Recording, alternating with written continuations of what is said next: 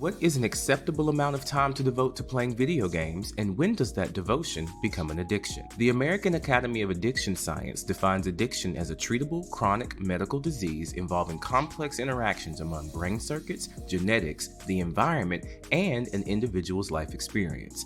In the past, addiction was seen as a result of personal choice and moral failing. A person was an addict because they chose to be.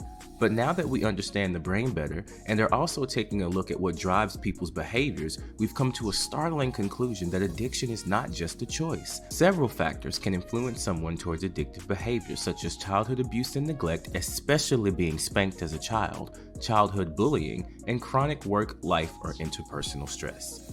Addiction is usually diagnosed by a healthcare professional using the Diagnostic and Statistical Manual of Mental Illness, an outdated categorization of responses to trauma mislabeled as mental illnesses. The book is only taken seriously by trauma-uninformed healthcare professionals and those needing to get a check from Blue Cross Blue Shield.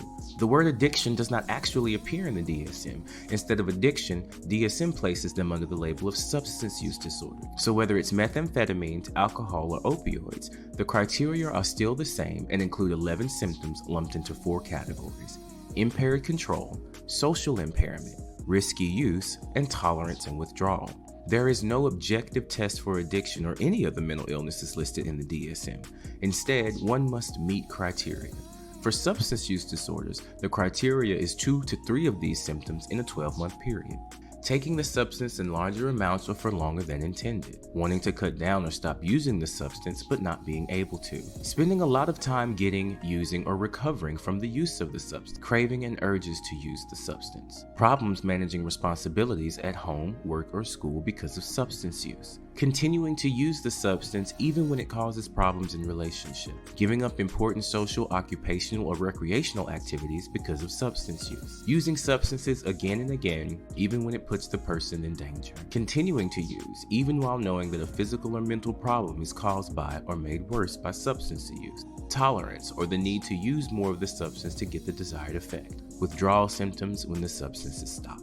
You can replace the word substance with gaming, and many people would meet these criteria. In fact, according to a psychiatry.org article, a study published in the American Journal of Psychiatry in March 2017 examined the validity and reliability, which is sorely lacking for every single diagnosis in the DSM, of the criteria for a new proposed diagnosis of internet gaming disorder. The study found that among those who played games, most did not report any symptoms of internet gaming disorder, and the percentage of people that might qualify for internet gaming disorder is extremely small.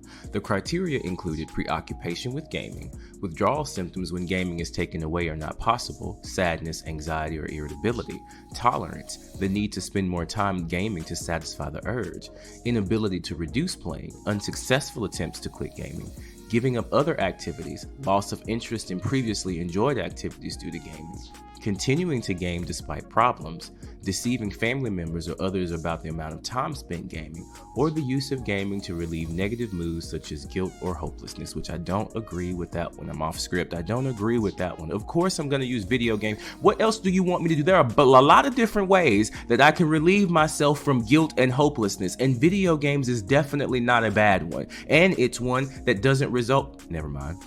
Researchers found that 0.3 to 1% of the general population might qualify for a potential diagnosis of internet gaming disorder. The authors suggest that there is an important distinction between passionate engagement, someone enthusiastic and focused on gaming, and pathology, someone with an illness or an addiction. Whether the person is distressed with his or her gaming may be the key factor in distinguishing the two. There are people who have a problematic relationship with gaming. Additionally, a lot of the reward systems in video games can create a loop that people in environments devoid of positive feedback, such as an abusive relationship, marriage, or family situation, can get hooked on. However, when most people say that someone is addicted to gaming, they're not considering these criteria. They base it solely on the amount of time that someone plays video games and their associated feelings of neglect in the relationship.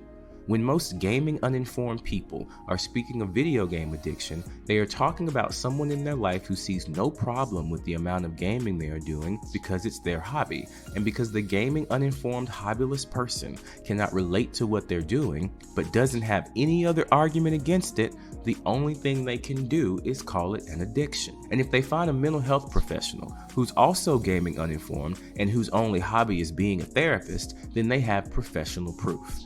In conclusion, let's stop using the term addiction as a lazy way to label someone's hobby that we don't understand or appreciate.